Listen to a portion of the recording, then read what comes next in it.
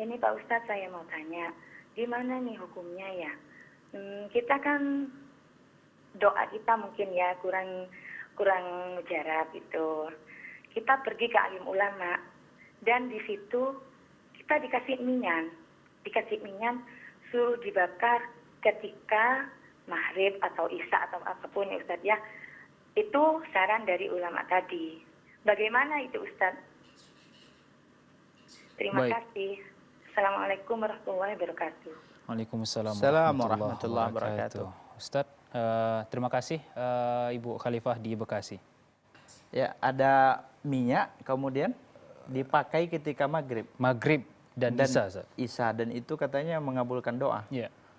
Ya, ini tentunya pertama kita sampaikan kepada Ibu Khalifah dan kepada penonton lainnya bahwasanya Allah telah menjelaskan dalam Al-Qur'an dan dalam hadis dijelaskan oleh Rasulullah sebab-sebab terkabulkannya doa. Baik. Ya, maka diantaranya adalah banyak sebenarnya ya, dan ya tidak ada wallahu alam ya yang saya ketahui tidak ada dalil yang menjelaskan bahwasanya memakai minyak tertentu ya pada waktu tertentu.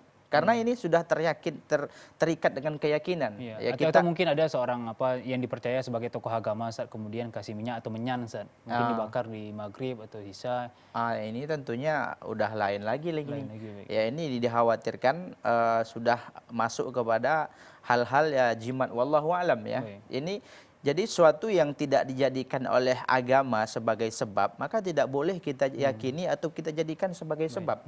Seperti tadi, kalau seandainya agama Islam tidak ada dalil dari Al-Quran dan Sunnah yang menjelaskan kepada kita, yang menyuruh kita untuk melakukan itu, maka harus kita tinggalkan. Tidak boleh kita ya jangan serta-merta meyakini hal itu, karena harus ada dalilnya.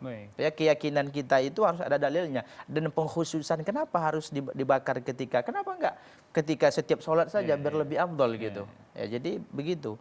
Jadi ini dikhawatirkan ya masuk kepada perkara-perkara yang telah kita sebutkan. Ini sebaiknya dihindari dan ditinggalkan. Wallahu alam. Artinya Ibu Khalifah sebagai penanya tadi memang ketika disarankan seperti itu, mungkin tokoh agama yang ada di sana, mungkin cross check lagi nih, ada nggak dalilnya seperti itu Ustaz ya? Bagusnya seperti itu. Maka sebenarnya kita ini harus banyak mempelajari ilmu agama, berusaha untuk mendalami. Karena ini merupakan pondasi kita untuk beramal. Jadi ketika kita ingin beramal, ya harus kuatkan dulu ilmunya. Makanya para ulama mengatakan al-ilmu qabla al-qauli wal amal. Ya, pahami dulu ilmunya sebelum berbicara, sebelum mengamalkan. Wallahu a'lam. Baik.